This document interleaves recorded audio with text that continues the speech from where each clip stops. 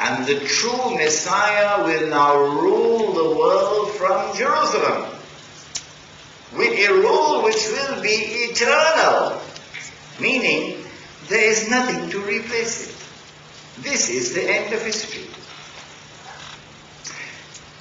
The Imam al-Mahdi will live for only 7 years, but then he'll die, said the Prophet Muhammad. I don't have this information, I'm giving you what the Prophet says. But Isa alayhi salam will live for 40 years. The Prophet said that Jesus alayhi salam will get married. The Pope doesn't know that. I hope he'll marry a Palestinian girl. Yes. And he will have children. Yes. And then he will die. Yes. So don't worship him, because he's going to die. Worship the God who never dies. And then said the Prophet Muhammad ﷺ, he's going to be buried next to me. Next to me in Medina. This would be the end of the story of Jerusalem in the Quran. What follows after this is the last part of the last stage of history. We don't know how long it will last. Nobody knows, only Allah knows. But at the end of that, Allah is going to bring the world to an end. But at this time,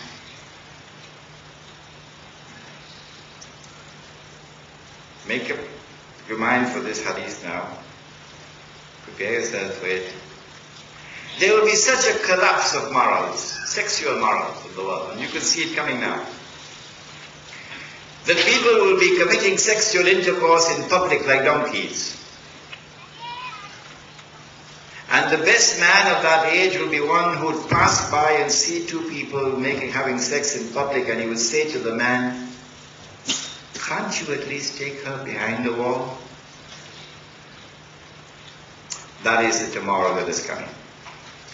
And then Allah will bring the world to an end. And then will come the day of judgment, when we stand before Allah.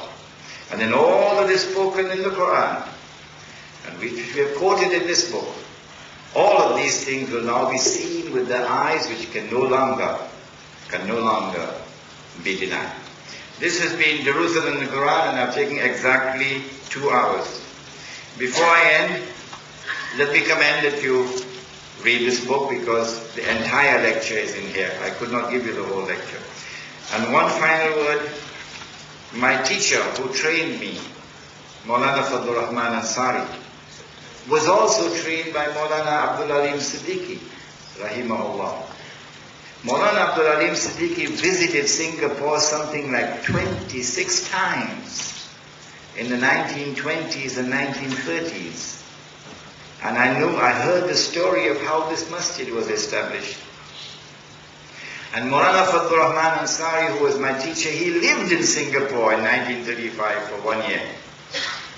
He wrote this book, which is now available outside, The Quranic Foundations and Structure of Muslim Society. If we are to establish Islam today, then this, I suggest to you, is the manual, the handbook, the guide that we should follow, in order that the Quran may be the means through which we can establish Islam today. I hope and pray that you would support Masjid Abdul Alim Siddiqui in the effort to try to raise the funds needed to reconstruct the masjid. I will also put my hand in my pocket to give whatever I can, and I hope that you will also do the same. ربنا تقبل منا إنك أنت السميع العليم وتب علينا يا مولانا إنك أنت التواب الرحيم برحمتك يا أرحم الراحمين.